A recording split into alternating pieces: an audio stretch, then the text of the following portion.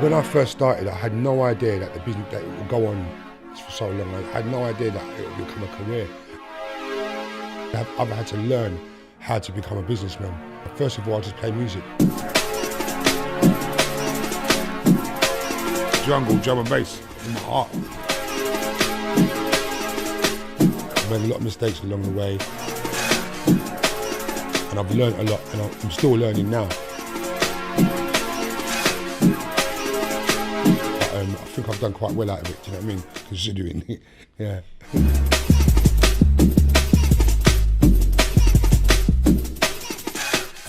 I think personally, I think I was passionate about music from the time I was born. It's just something that's always been in me. I've always had that love and that passion for music, and it's lived with me all the way through my life, you know what I mean? Dub was my first love, Just Shaka was my first love. And then from there, I started getting into like dancehall stuff. Then I started getting into funk. Then I started going out to Soul, hear Jazzy B and those boys. And I was into that heavily for a long time. My first experiences of the acid house was going to Clink Street. I remember the first time I was like, whoa, this is crazy. And I went back again, and it just grabbed me, I just got it, do you know what I'm saying? I just got it, and you know what I mean? And from there, I was addicted to it, do you know what I'm saying? I was just, loved this music.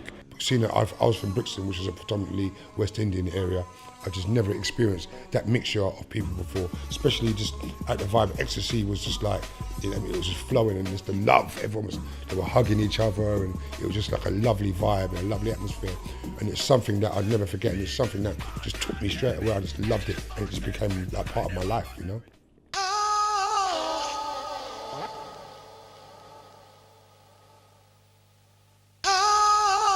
When I first started playing at acid house parties, you know, it was all fun and games. Me, Brian, playing at the car wash every weekend with Fabio and Groove Rider. And we wasn't really getting much money at that point. I started playing the Hell at the Fridge, and I joined Dynamix, Eddie Richards' agency. Obviously, it started becoming a business by then. Promoters started noticing me.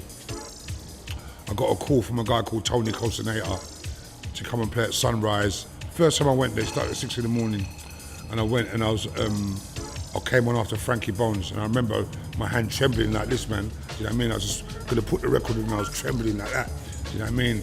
But that buzz that I felt, do you know what I mean? It will always stay with me, mate. Always, forever. That little vibe I felt, that first putting the record on and just getting that vibe from the people. It's something that will always live with me, man. It was deep. I think around about that point, I started taking it really serious as a business and knowing what DJs are worth. Do you know what I mean? Because you can't be out like working all these hours for nothing and people exploiting you, which some people will try to do. But you just got to make sure that you stand your ground and treat it as a business, because that's what it is as well. As much as we love it, as much as the music, the passion for the music is undiminished. It never fades. But it's a business as well, you know what I'm saying? And you have to respect that. Me and Brian G started the label in 1992, and we've always just gone off our gut instinct. Firstly, Brian G is an absolutely brilliant A&R man. Do you know what I mean? He could dig a tune out of a haystack, that geezer. Do you know what I mean? And we've always just maintained our judgment, and just always trusted our judgment in what is right for us, what's right for V, or what's right for Philly as a label, and we've always trusted that, regardless of what the trend is or whatever. As far as we're concerned, you don't tell us what the trend is, we tell you what the trend is, or we tell you what we think the next trend will be, and we release records according to that.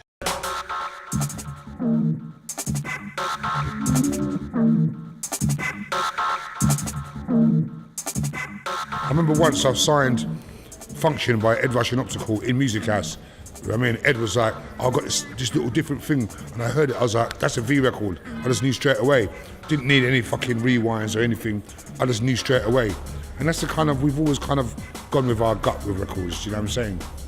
And that's always been our policy, do you know what I mean? Like, there's been loads of records that have been popular with people and stuff like that, but we've always maintained our sound and our thing towards music, do you know what I mean? And I think that's what's made the label so successful and made it still be here after all these years.